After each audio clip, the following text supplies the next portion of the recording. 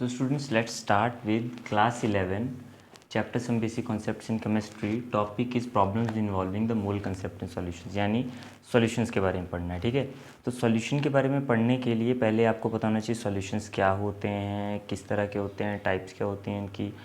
ठीक है, वो सारी चीज़ें मैं बताता हूँ फिर स्टार्ट करता हूँ। ठीक है, तो देखिए सॉल्यूशन। अब सॉल्यूशन हमने जब ये स्टार्टिंग में चैप्टर पढ़ा था तो वहाँ पर हमने जब मैटर पढ़ा था, फिर मैटर की फ़िज़िकल क्लासिफिकेशन की थी, फिर हमने केमिकल की थी। केमिकल में आपने एक मिक्सचर पढ़े थे, दूसरे आपने जो थे प्योर सब्सटेंसेस पढ़े थे, फिर मिक्सचर में फ़र्दर आपने जो है सॉल्यूशंस पढ़े थे। ठीक है, तो ये वो सॉल्यूशंस है, मतलब एक तरह का मिक्सचर होता है ये। ठीक है, तो सॉल्यूशन क्या है? Homogeneous mixture. अब दोबारा से यहाँ पे वर्ड मिक्सचर आ रहा है। और होमोजीनियस, होमोजीनियस मतलब जिनकी जो एक एक तरह से जिनके अंदर से कंपोजिशन यूनिफॉर्म रहती है। ठीक है, ऑफ टू और मोर केमिकली नॉन रिएक्टिव सब्सटेंसेस। अब ध्यान रखिएगा, क्योंकि मिक्सचर है तो कोई नई चीज़ नहीं बनती, तो नई चीज़ नहीं बनानी है, यानी केमिकली रिएक्टिव नहीं होने चाहिए ये। ठीक है, the relative amount of which can be varied up to a certain limit. तो जब आप इनको बना रहे हो तो ये एक लिमिटेड होता है, ये नहीं कि कितना भी आप अमाउंट किसी में भी डाल सकते हैं, डाल तो कितना भी सकते हैं, बट मिक्सचर एक लिमिटेड अमाउंट तक ही बनेगा। किस तरह से वो बताते हैं आपको। तो जैसे एक सिंपल सा एग्जांपल ले लेता हूँ मैं, सॉल्ट सॉल्यूशन, यानी नमक को आपने पानी में घोल दिया, नमकीन पानी बन गया। तो आपको पता है ये सॉल्ट सॉल्यूशन हम बोलते हैं, ये एक तरह का सॉल्यूशन है। होमोजीनियस क्यों है? क्योंकि वही, ये मैंने आपको पहले भी एक तरह से स्टार्टिंग में बताया था कि अगर उस एक गिलास नमकीन पानी को आप हाफ हाफ कर लें और दोनों का आप अलग अलग से टेस्ट करें तो आपको दोनों में एक जैसा ही सॉल्ट का टेस्ट आएगा, एक जैसा ही नमक आएगा। तो कहने का मतलब है दोनों में नमक जो है वो अच्छे से घुल चुका है, उसकी कंपोजिशन जो है वो यूनिफॉर्म हो चुकी है थ्रू आउट। तो उसको आपने बोल दिया कि ये तो होमोजीनियस मिक्सचर है।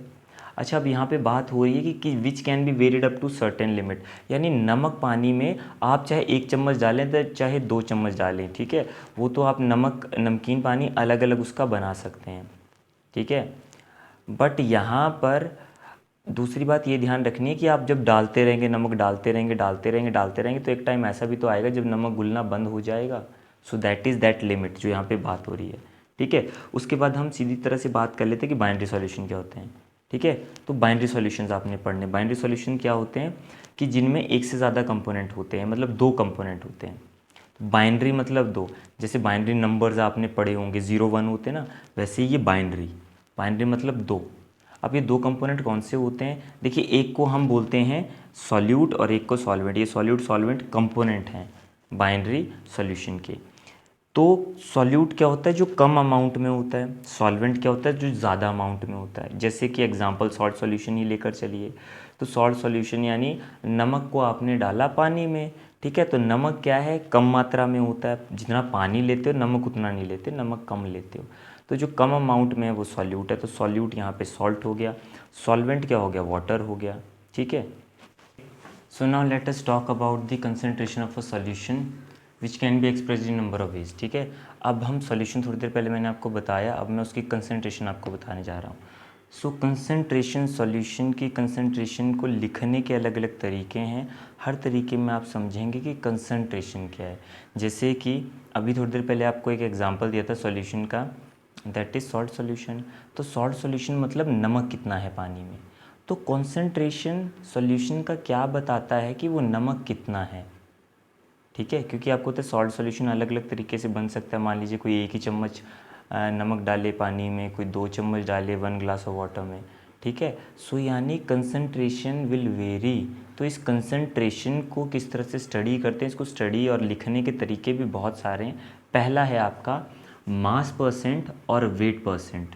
यानी ऊपर तो आप लेंगे मास ले लेंगे सॉल्यूट का, और नीचे ले लेंगे मास ऑफ द सॉल्यूशन। ठीक है, तो इस फॉर्म में लिखेंगे तो इसको हम बोलते हैं मास परसेंट और वेट परसेंट। ठीक है, तो यहाँ पर बात कर रहे हैं मास परसेंट और वेट परसेंट की। तो मास percent of a solute in a solution is the mass of the solute in gram present in 100 gram of the solution. यानी आपका जो सॉल्यूशन है वो टोटल कितना है, मतलब मान लीजिए आपने 1 गिलास पानी लिया। ठीक है, उस गिलास में 100 ग्राम पानी है। ठीक है, उसमें 10 ग्राम आपने सॉल्ट डाल दिया, घोल दिया, अच्छे से घुल गया। उसके बाद आपने उसका वज़न किया तो उसका वज़न आया 110 ग्राम। तो ये 110 gram is the mass of the complete solution, ठीक है। और इसमें कितना सॉल्यूट डाला आपने, 10 ग्राम्स सॉल्यूट डाला। तो यानी जब आप इसको मास परसेंट की फॉर्म में लिखोगे तो वो 10 ग्राम लोगे आप ऊपर, divided by total mass of the solution, यानी 110 ग्राम्स। 100 ग्राम नहीं लेना, वाटर नहीं लेना, वाटर कितना लिया था, पूरा का पूरा सॉल्यूशन का मास वो नीचे और साथ में मल्टीप्लाई बाय 100। तो इसको फॉर्मूला क्या बन जाएगा, mass percent is equal to mass of the solute divided by mass of the solution into 100, ठीक है। तो इस तरह से हम रिप्रेजेंट कर लेते हैं कंसंट्रेशन को। दूसरा तरीका है स्ट्रेंथ। स्ट्रेंथ में क्या करते हैं, strength of the solution is defined as the amount of solute in gram present per litre of the solution. यानी यहाँ पर बस इतना सा फर्क है कि ग्राम तो उसमें भी लिया था हमने, सॉल्यूट ग्राम में लिया था, नीचे सॉल्यूशन का मास भी ग्राम में ले लिया था, ठीक है। तो नीचे जो, बट यहाँ पर ये ध्यान रखिएगा कि ये 100 ग्राम में से आता है, ठीक है। तो मतलब नीचे कुछ भी आएगा, जब आप 100 से मल्टीप्लाई करेंगे तो जो वैल्यू आएगी वो आउट ऑफ 100 ग्राम्स ही होती है, ठीक है। और स्ट्रेंथ का मतलब क्या है कि यहाँ पर तो ऊपर भी ग्राम था, नीचे भी ग्राम था, बट यहाँ पर ऊपर वाली चीज़ ग्राम में हो, बट नीचे वाली चीज़ हो लीटर्स में, ठीक है। और लीटर भी कितना, 1 लीटर लेना है आपने, ठीक है, 1 लीटर। तो यानी मान लीजिए जैसे इस बार भी हम दोबारा से सॉल्ट सॉल्यूशन ही बना रहे हैं, बट इस बार मैंने पानी लिया 1 लीटर, और 1 लीटर पानी में मैंने कितना ग्राम नमक डाला है, ठीक है। So that will give me the value of the strength, that is gram per litre. और you can say strength of solution is defined as the amount of solute in gram present per litre of the solution. यानी 1 litre में कितना ग्राम आपने solute डाला है, ठीक है। ये जो लीटर लेना है पूरा का पूरा सॉल्यूशन का लेना है, ठीक है, 1 litre solution. So now comes the next topic, that is the molarity. Now what we are doing here, यहाँ पे हम क्या कर रहे हैं, हम एक तरह से वो सारे मेथड्स लिख रहे हैं कि जिससे आपका कंसंट्रेशन ऑफ अ सॉल्यूशन को हम एक्सप्रेस करते हैं, ठीक है। तो यहाँ पर है मोलैरिटी। अब मोलैरिटी क्या चीज़ है, मोलैरिटी में आप लेते हैं number of moles of solute लेते हैं present per litre of the solution. मतलब आपने एक सॉल्यूशन लिया, फॉर एग्जांपल सॉल्ट सॉल्यूशन, ठीक है, उसका 1 लीटर अमाउंट ले लिया आपने, ठीक है। उस 1 लीटर में कितने नमक के मोल्स आपने डिज़ोल्व किए हैं। अब सॉल्ट के मोल्स मतलब, मोल का तो मतलब आप लोग जानते हैं, मोल मतलब जैसे NaCl है, तो NaCl का सबसे पहले तो आप इसका फार्मूला मास निकाल लीजिए, ठीक है, क्योंकि ये आयनिक कंपाउंड है इसलिए फार्मूला मास लिखते हैं, अदरवाइज़ कोई और कंपाउंड होता तो मॉलिक्यूलर मास निकालते। तो सोडियम का 23 हो गया और आपका क्लोरीन का 35.5 हो गया, तो हो गया आपका 58.5। तो 58.5 एटॉमिक मास यूनिट में आया, उसको आपको चेंज करना है ग्राम इक्विवेलेंट में। तो वहाँ पर अगर आप ग्राम लिख दें 58.5 ग्राम्स, सो वो 1 मोल के बराबर है। वैसे कितने मोल आपने डाले, कितने 58.5 ग्राम्स आपने नमक के डाले ताकि 1 लीटर जो है आपका सॉल्ट सॉल्यूशन बन जाए। सो that is called the molarity, वो मोलैरिटी है। यानी ऊपर आएंगे number of moles, moles of the solute, ठीक है, नीचे आएंगे volume of the solution in litre, simple. इसको याद करने का तरीका है, इसको देखिए रिप्रेजेंट करते हैं आप कैपिटल M के साथ। इसको याद करने का तरीका ये है, देखिए इसमें MOL पहले आता है, MOL तो ऊपर लिखते हैं number of moles of solute, ठीक है, और लास्ट में इसमें LARITY आता है, तो इसमें R आता है, R। तो नीचे वॉल्यूम जब आप सॉल्यूशन की लेते हैं तो उसमें भी उसको लीटर्स में लिखते हैं आप, उसमें भी R आता है। तो इस तरह से आप याद रख सकते हैं इसे। फिर नेक्स्ट आता है मोलैलिटी। मोलैलिटी भी एक और तरीका है आपका, that in this way you can represent the concentration of a solution, ठीक है। तो मोलैलिटी में क्या है, मोलैलिटी में नाउ ऊपर तो क्योंकि ये भी MOL से स्टार्ट होता है तो ऊपर तो इसमें भी आपके number of moles of solute ही आता है, बट नीचे जो है, नीचे हम मास लेते हैं सॉल्वेंट का। यहाँ वॉल्यूम लेते हैं ना, यहाँ वॉल्यूम नहीं लेते, यहाँ मास लेते हैं। वहाँ पे वॉल्यूम किसकी होती है, सॉल्यूशन की, और वो भी लीटर्स में। यहाँ मास होता है सॉल्वेंट का और वो भी केजीज में, ठीक है। So the molality of the solution is defined as the number of moles of the solute dissolved in 1 kg। 1 kg भी बोल सकते हो या 1000 ग्राम बोल सकते हो ऑफ द सॉल्वेंट। सॉल्वेंट लिया है यहाँ पे, सॉल्वेंट का मतलब अब जैसे सॉल्ट सॉल्यूशन में सॉल्वेंट है पानी, सॉल्यूट है NaCl, ओके, और इसको रिप्रेजेंट करते हैं स्मॉल m के साथ। सो now comes the next one, ठीक है। अब अगला पार्ट करते हैं, दैट इज़ द नॉर्मेलिटी। अब नॉर्मेलिटी भी एक और तरीका है कंसंट्रेशन ऑफ द सॉल्यूशन को एक्सप्रेस करने के लिए, ठीक है। अब यहाँ पर किस तरह से एक्सप्रेस करते हैं हम कि ऊपर तो हम नंबर ऑफ़ ग्राम इक्विवेलेंट लेते हैं, ठीक है, नंबर ऑफ़ ग्राम इक्विवेलेंट क्या होते हैं मैं आपको बताता हूँ, और नीचे लेते हैं volume of solution in litres, ठीक है, क्योंकि यहाँ भी आपने देखा हो ये n से स्टार्ट होता है, ठीक है, तो यानी यहाँ पर हम नंबर ऑफ़ मोल्स नहीं लेंगे, यहाँ पर नंबर ऑफ़ ग्राम इक्विवेलेंट्स लेंगे, ठीक है। और r इसमें भी आता है, नॉर्मेलिटी में आता है ना r, तो यानी यहाँ भी नीचे जो होगा वो वॉल्यूम ऑफ सॉल्यूशन होगा लीटर्स में। ऐसे आप याद रख सकते हैं इसे, क्योंकि तीन ये मेन हैं आपके, मोलैरिटी, मोलैलिटी एंड नॉर्मेलिटी। अब नॉर्मेलिटी को एक्सप्रेस करते हैं हम कैपिटल N के साथ, ध्यान रखिएगा इसके लिए कैपिटल N यूज़ करना है, it is represented by capital N। So normality of a solution defined as number of gram equivalent, ऊपर लेना है, of the solute present per litre of the solution divided by volume of solution in litres, ठीक है। फिर मैंने कहा कि gram equivalent, अब ग्राम इक्विवेलेंट क्या चीज़ है, number of gram equivalent solute क्या है। तो number of gram equivalent of the solute अगर आपको निकालना है तो ऊपर आपको लिखना पड़ेगा मास ऑफ द सॉल्यूट, ठीक है। मास ऑफ द सॉल्यूट लिखना है हमने ग्राम में, ध्यान रखिएगा कि ग्राम में आपको लिखना है divided by equivalent mass of the solute. अब equivalent mass of the solute है क्या कि इक्विवेलेंट मास ऑफ सॉल्यूट, मान लीजिए सॉल्यूट आपका एक एसिड है, ठीक है, जैसे H2SO4 है, तो वहाँ पर ऊपर तो उसका मोलर मास आएगा, मोलर मास मतलब मॉलिक्यूलर मास, देखिए मोलर मास मतलब मॉलिक्यूलर मास। जैसे H2SO4 में आप H में हाइड्रोजन के लिए 1 पुट करते हैं 1 × 2, प्लस सल्फ़र के लिए 32 पुट करते हैं, प्लस ऑक्सीजन के लिए 16, O4 है तो × 4, जब सॉल्व करते हैं तो 98 ग्राम्स आता है, ठीक है, 98 आता है आपका। सो 98 इज़ योर मॉलिक्यूलर मास, उसका ग्राम इक्विवेलेंट लिखना है, ध्यान रखिएगा ग्राम इक्विवेलेंट लेना है आपने, यानी 98 ग्राम्स। फिर उसको डिवाइड करना है बेसिसिटी के साथ। अब एसिड के केस में बेसिसिटी क्या होती है कि कोई भी एसिड है तो वो H पॉजिटिव आयन कितनी देता है, जैसे H2SO4 है तो H2SO4 में 2 हाइड्रोजन है, तो यहाँ पर basicity is the number of H positive ions, तो H2SO4 के केस में 2 हो जाएगा, तो 98 को 2 से डिवाइड कर दोगे तो वो इक्विवेलेंट मास आ जाएगा उस एसिड का या उस सॉल्यूट का, फिर उसको यहाँ पर यूज़ कर लेना है आपने। फिर इसको डिवाइड करके नंबर ऑफ़ ग्राम इक्विवेलेंट्स आ जाएंगे, फिर उसको यहाँ पर पुट करना है आपने, फिर उसको volume of the solution in litre के साथ डिवाइड करने के बाद नॉर्मेलिटी आएगा। तो नॉर्मेलिटी का जो फॉर्मूला है it's a 3 step formula, 1 2 3, so it's a 3 step formula, ध्यान रखिएगा 3 स्टेप का फॉर्मूला है ये। मान लीजिए बट अगर मान लीजिए आपका सॉल्यूट जो है वो एसिड ना होकर मान लीजिए वो बेस है, तो बेस में भी सेम वैसे ही मॉलिक्यूलर मास ऊपर आएगा, ठीक है, मतलब ग्राम इक्विवेलेंट ग्राम में लिखना है, और नीचे आएगा एसिडिटी। एसिडिटी क्या चीज़ होती है, number of OH negative ions, कि किसी भी बेस में OH नेगेटिव आयंस कितनी आती हैं। जैसे कि अगर आप एक बेस का एग्जांपल लें NaOH, आप सबको पता है इट्स अ बेस, तो उसमें OH आयंस कितनी आ रही हैं, एक OH आयन आ रही है, ठीक है, सो उसकी एसिडिटी 1 हो जाएगी, सो लाइक दैट। अच्छा, इससे पहले नॉर्मेलिटी से पहले आपको मैंने मोलैलिटी और मोलैरिटी पर बताया था, उसमें हम नंबर ऑफ़ मोल्स निकालते थे, वहाँ पर नंबर ऑफ़ मोल्स का क्या फार्मूला है वो भी देख लीजिए। तो नंबर ऑफ़ मोल्स निकालने का फार्मूला होता है, ऊपर मास लेते हैं सॉल्यूट का और नीचे उसको उसके मोलर मास से डिवाइड करते हैं। मोलर मास मतलब मॉलिक्यूलर मास ही है बट उसका ग्राम इक्विवेलेंट आपको लेना है। जैसे मान लीजिए अगर NaCl लेते हैं तो NaCl के लिए 58.5 ग्राम्स आता है ना, so like that. So now comes the next one, that is the mole fraction, ठीक है। अब मोल फ्रैक्शन में क्या करना है आपको, जैसे कि आपको नाम ही बता रहा है कि मोल्स लेने हैं और उनका एक फ्रैक्शन बना देना है, यानी ऊपर भी मोल्स नीचे मोल्स।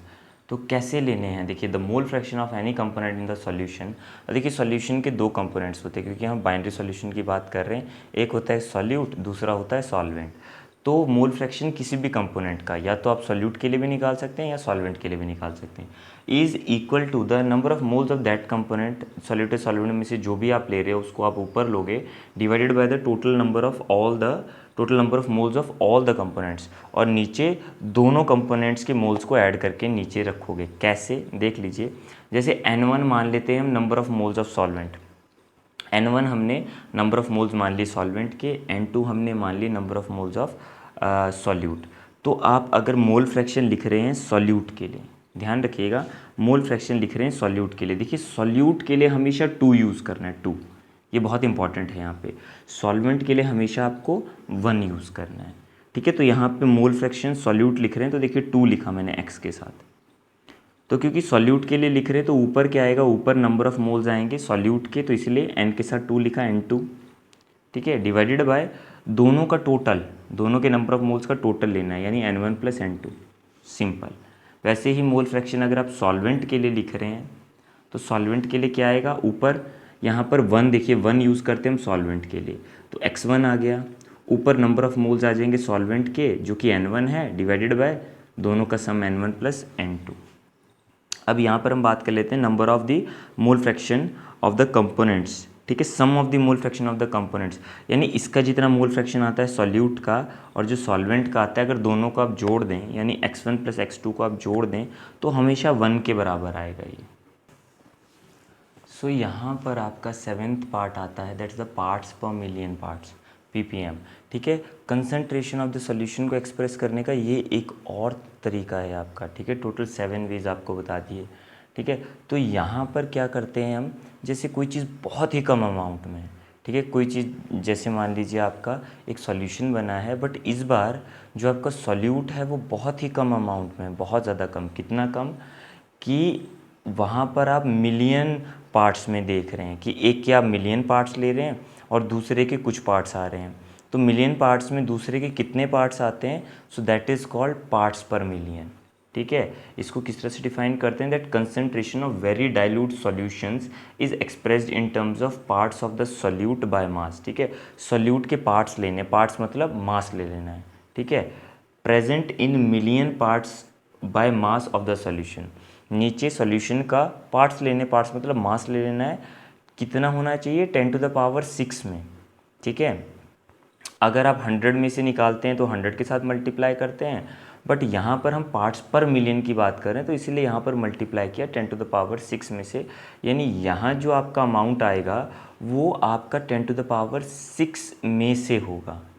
कि अगर एक तरह का आपका जो सॉल्यूशन का पार्ट है वो 10⁶ है, यानी मिलियन पार्ट आपने सॉल्यूशन का लिया, तो उसमें सॉल्यूट का पार्ट कितना है, ठीक है। सो लाइक दैट, इसको आप इस तरह से समझ सकते हैं। अच्छा, इसका यूज़ कहाँ होता है, तो इसका यूज़ होता है जैसे पॉल्यूशन निकालना है आपको एटमॉस्फेयर में, आपको पता ही है CO2 का कितना कंटेंट है। अब दिल्ली की हवा का अगर आपको वहाँ पे पॉल्यूशन की जांच करनी हो, और मान लीजिए और कोई आपको शहर के, मुंबई की आपको जो है हवा की जांच करनी है, तो आप क्या करेंगे, आप इस चीज़ में निकालेंगे उसको ppm में, क्योंकि वहाँ पर अमाउंट जो होता है बहुत ही कम होता है, वो बहुत ही ज़्यादा डाइल्यूट सॉल्यूशन होता है, तो वहाँ ppm जिसका पार्ट्स पर मिलियन ज़्यादा हुआ तो यानी वहाँ पर पॉल्यूशन ज़्यादा है। यहाँ पर कुछ और फार्मूले हैं आपके, जैसे मोलैरिटी इक्वेशन। मोलैरिटी इक्वेशन क्या है, m1 × v1 = m2 × v2। ये क्या चीज़ है कि जैसे अगर आप एक सॉल्यूशन ले रहे हैं जिसकी मोलैरिटी m1 है और वॉल्यूम v1 है, उसको आपने डाइल्यूट कर दिया, ठीक है, उसको आपने और ज़्यादा डाइल्यूट कर दिया। डाइल्यूट करने के बाद उसकी वॉल्यूम क्या हो गई, v2 हो गई, चेंज हो गई वॉल्यूम, ठीक है। तो उसकी जो मोलैरिटी होगी वो भी चेंज हो जाएगी। तो यानी एक ही सॉल्यूशन आपने लिया है, बस उस सॉल्यूशन को आप डाइल्यूट कर रहे हो, ठीक है ना। फॉर एग्जांपल मान लीजिए, देखिए डाइल्यूशन होता क्या है कि कंसंट्रेशन को आप कम कर रहे हैं, ठीक है। किस तरह से, मान लीजिए आपने सॉल्ट वाटर लिया, यानी आपने सॉल्ट सॉल्यूशन लिया।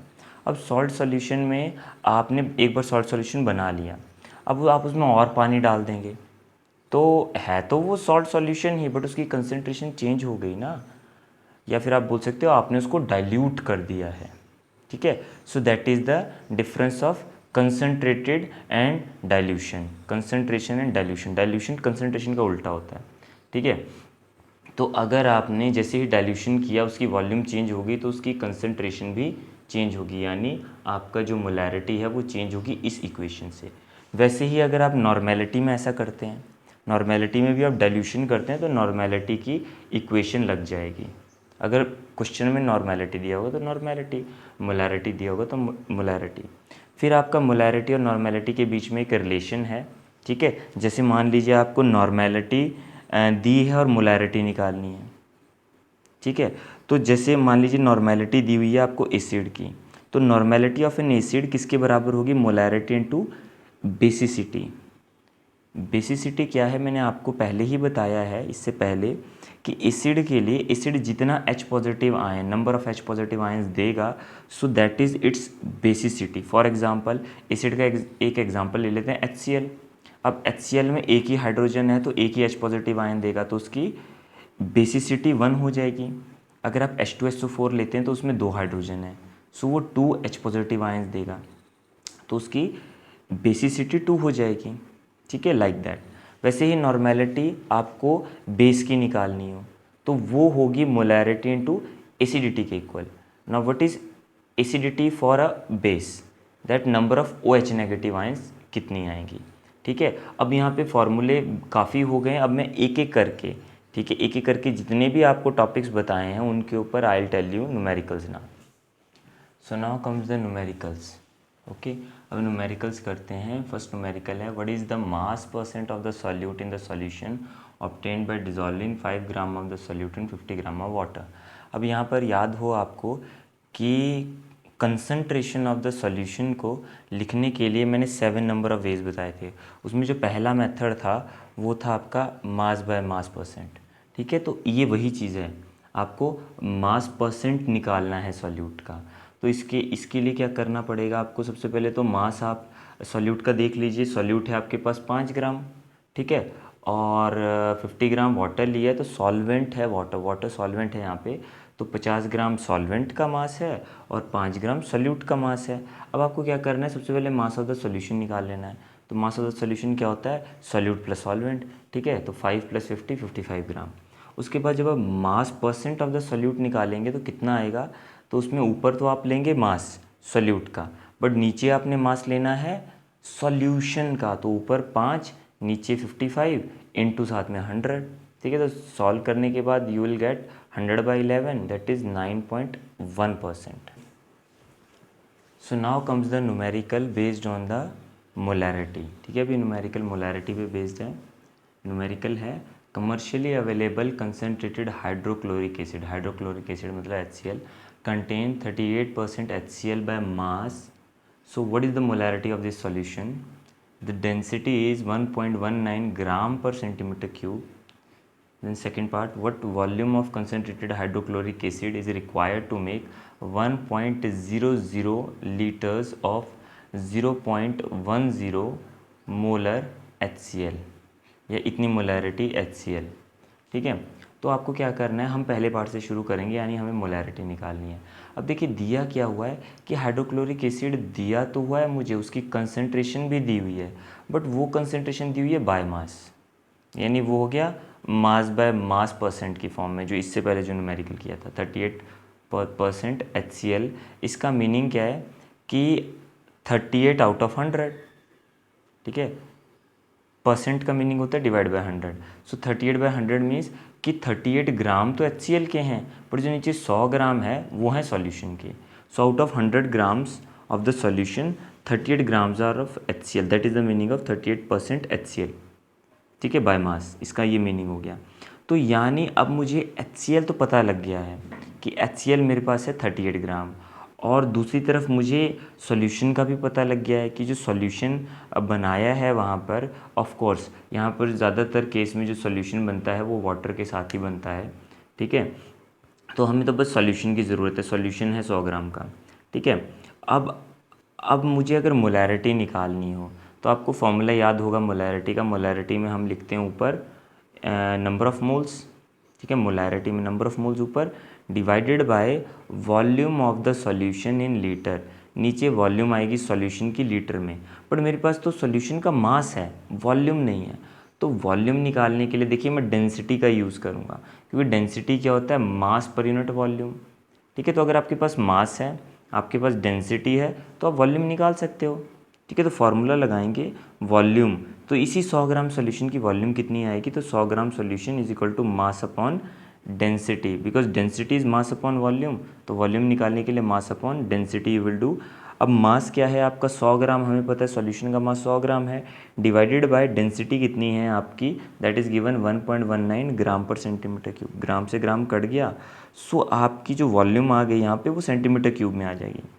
बट वॉल्यूम आपको पता है मोलैरिटी के फॉर्मूले में मुझे वॉल्यूम चाहिए लीटर में, यहाँ आ गई सेंटीमीटर क्यूब में। तो लीटर में चेंज करने के लिए आपको पता है क्या करना पड़ता है, 1000 से डिवाइड करना पड़ता है। क्यों? क्योंकि 1 लीटर में 1000 सेंटीमीटर क्यूब होते हैं। तो 1 सेंटीमीटर क्यूब में 1/1000 लीटर्स होंगे, यानी 1000 से डिवाइड करना पड़ेगा। 1000 से डिवाइड करते ही आपको मिल गया 0.0840 लीटर, यानी इतना लीटर जो है सॉल्यूशन है। तो सॉल्यूशन की वॉल्यूम तो लीटर में मुझे मिल चुकी है। अब मुझे निकालना है नंबर ऑफ़ मोल्स। अब नंबर ऑफ़ मोल्स का फॉर्मूला भी मैंने आपको बताया था पहले। नंबर ऑफ़ मोल्स निकालने के लिए किसके निकालने हैं? सॉल्यूट के ही निकालने हैं। तो सॉल्यूट के निकालने के लिए यहाँ पे सॉल्यूट क्या है? आपका HCl है। तो आपको क्या करना पड़ेगा? HCl का जितना भी नंबर ऑफ़ ग्राम्स गिवन है आपको, जैसे यहाँ पे 38 ग्राम दिए हैं, वो उसको डिवाइड करना है इसी के मोलर मास से। मोलर मास मतलब आपका जो मॉलिक्यूलर मास है इसका, HCl का। तो यानी दोनों चीज़ें निकालनी पड़ेंगी। तो स्टार्ट ही मैं करता हूँ मोलर मास से, यानी मोलर मास निकालता हूँ। तो मोलर मास निकालने के लिए मुझे क्या करना है? आपको पता ही है, मतलब मॉलिक्यूलर मास ही होता है मोलर मास, बट उसको ग्राम में लिखा होता है। तो यानी H का होता है 1। अब H एक ही है तो 1 को 1 से मल्टीप्लाई किया। क्लोरीन भी एक है तो क्लोरीन का आपका मास होता है 35.5, तो उसको 35.5 से मल्टीप्लाई किया। सॉरी, 1 को 35.5 से मल्टीप्लाई करके 35.5 प्लस 1 बन गया, दैट इज़ 36.5। अब मॉलिक्यूलर मास तो इसका 36.5 है, बट जब मोलर मास लिखोगे that is the gram equivalent. So 36.5 gram, इसको आप 36.5 ग्राम पर मोल भी बोल सकते हो। मतलब 1 मोल इतने ग्राम के बराबर है, 1 मोल ऑफ HCl इतने ग्राम के बराबर है। या फिर इसको ग्राम मोल इन्वर्स भी बोल सकते हो। अब क्योंकि ये डिवाइड में है तो ऊपर आएगा तो मोल इन्वर्स भी आप इसको लिख सकते हो। अब आते हैं कि नंबर ऑफ़ आपको मोल्स किस तरह से निकालने हैं। तो नंबर ऑफ़ मोल्स के लिए जितना आपको ग्राम दिया है, सॉल्यूट का कितना दिया है? 38 ग्राम। इसको डिवाइड करना है इसके मोलर मास से। मोलर मास कितना है? 36.5। सो 38 को डिवाइड कर दिया 36.5 के साथ, हमें 1.04 मोल्स मिल गए। फिर हम लगा देंगे बाद में मोलैरिटी का फार्मूला। मोलैरिटी का फार्मूला होता है number of moles of solute. तो ये देखिए नंबर ऑफ़ मोल्स अभी भी निकाले हमने सॉल्यूट के, जो कि HCl है, 1.04 moles divided by volume of solution in litre. तो वॉल्यूम हमने सॉल्यूशन की यहाँ निकाली है लीटर में, तो लीटर वाली वैल्यू को हमने यूज़ किया। फिर जब दोनों को डिवाइड करोगे, यहाँ पर यूनिट ज़रूर याद रखिएगा। मोलैरिटी की यूनिट होती है मोल्स पर लीटर, ये ध्यान रखना है आपने, moles per litre, that is the unit of molarity. Divide करके आपको मिल जाता है 12.38 मोल पर लीटर। यानी अगर इतना परसेंट HCl आपको बनाना है बाय मास, तो इसका मीनिंग है कि 1 लीटर आपके सॉल्यूशन में कम से कम 12.38 मोल्स आपने HCl के यूज़ किए हैं। So that is the meaning of molarity here. सो अब यहाँ पे बी पार्ट में आपको बोला है what volume of concentrated hydrochloric acid is required to make 1 litre of 0.10 molar HCl। ठीक है, आपको यहाँ पे मोलैरिटी दी हुई है, ठीक है, उसकी वॉल्यूम भी दी हुई है। ठीक है, आपको क्या निकालना है? आपको जो आपने पहले से ही मोलैरिटी निकाल रखी है, यानी जो पहले से ही कंसंट्रेशन निकाल रखी है, उसकी रिक्वायर्ड वॉल्यूम चाहिए आपको। ठीक है, यानी मैंने आपको बताया था ना मोलैरिटी इक्वेशन के बारे में, कि आपके पास पहले से ही कुछ ना कुछ कंसंट्रेशन है सॉल्यूशन की, उसका कितना वॉल्यूम आपको चाहिए ताकि आप दूसरी कंसंट्रेशन बना सकें और वॉल्यूम की, यानी आप डाइल्यूशन कर रहे हो। ठीक है, तो वैसे ही यहाँ पर आपने यही चीज़ यहाँ पर फॉलो होगी, क्योंकि यहाँ पर जो कंसंट्रेशन हमने ए पार्ट में निकाली है वो है 12.38। ठीक है, और यहाँ पर दी कितनी हुई है हमें? 0.10, यानी कंसंट्रेशन घट रही है, तो पक्का यहाँ पर क्या हो रहा है? डाइल्यूशन हो रहा है। तो हमें कितनी वॉल्यूम यहाँ पर रिक्वायर्ड है ताकि बाद में मेरी वॉल्यूम जो है सॉल्यूशन की वो 1 लीटर बन जाए। तो ये वॉल्यूम हमें निकालनी है, तो हमने मोलैरिटी इक्वेशन का यूज़ किया और V1 को मैंने इस तरफ रखा और बाकी चीज़ को मैं उधर ले गया, तो इसके नीचे डिवाइड में। अब यहाँ पर ध्यान रहे कि यहाँ जो हम वॉल्यूम ले रहे हैं, क्योंकि ये लीटर में है, ये आपका आपकी मोलैरिटी है कैपिटल M, ये भी कैपिटल M है, तो कैपिटल से कैपिटल M कट गया, यहाँ लीटर है, तो आपकी ये वॉल्यूम भी लीटर में आ जाएगी। अब लीटर में तो आएगी, बट ये वैल्यू बहुत ज़्यादा छोटी होगी, तो इसीलिए फिर हम इस लीटर को चेंज कर लेते हैं सेंटीमीटर क्यूब में। तो आपको पता है 1 लीटर में 1000 सेंटीमीटर क्यूब होते हैं, तो इसलिए 1000 सेंटीमीटर क्यूब से आपने किया मल्टीप्लाई। तो मल्टीप्लाई करने के बाद आप सॉल्व करते हैं तो आपको वॉल्यूम मिलता है 8.1 सेंटीमीटर क्यूब। यानी इससे ये बनाने के लिए आपको इस कंसंट्रेशन की कितनी वॉल्यूम चाहिए, 8.1 centimetre cube volume is required.